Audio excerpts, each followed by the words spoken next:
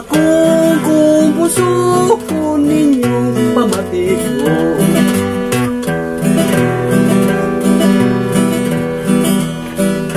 Tuwego 87, gitukod ang kabgo. Bulan kato sa Hulyo, pitsa 25. Mabasa nimo sa artikol 2-4. Niadtong higayon na si Cory pang presidente. Din nagdaghan sa atong nasod ang mga rebelde. Dunay mga abusayap, aduna say mga MP. Kinsa nakikkontra sa atong Philippine Army.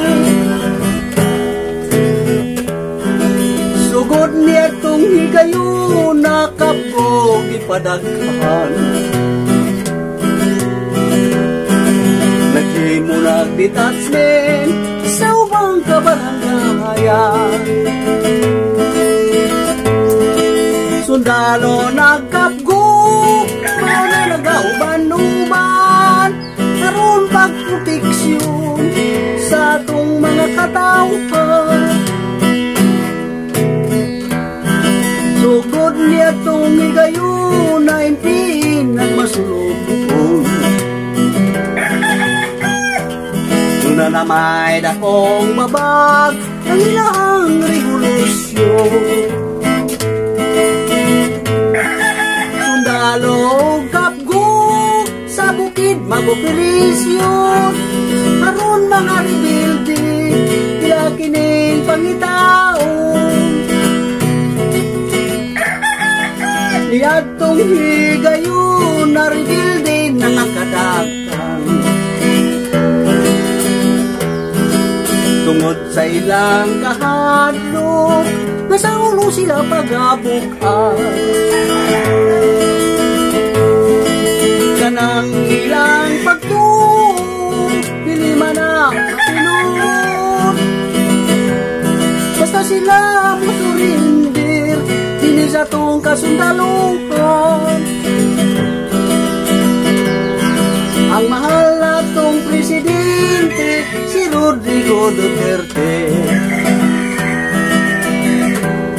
Nagkauhag sa pagpasurrender sa tanang mga rebelde. Surrender na lang kamo, dili sa tong panggobyerno. Aron ang amnesty, mangkon maninyo. Kanang inyong revolusyon, wala mangay tapos na.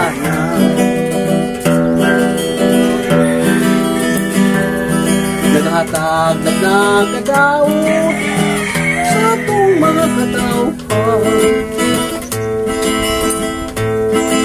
Surrender na lang kamo, pili sa atong mga sundalo.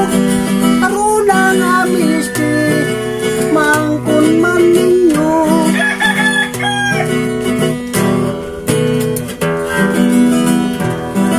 Ganang inyong revolusyon, ayaw na nagipadayon. Kay sa inyong Pangulo, kamoy ang italigdan. Siya kamo nga gipasadan, yan ang kabukiran. Samtang siya karon, tuwas lain nga kanasuran.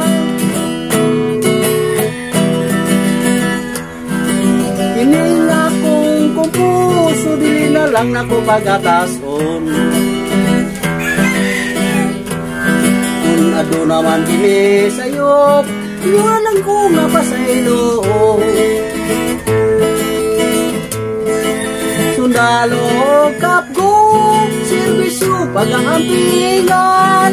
Kay sila ang mulino sa tuwing katilingban. Sundalo kapgo, serbisyo pagaantingan, kay kamuang modelo. Dinis akong mga katawhan,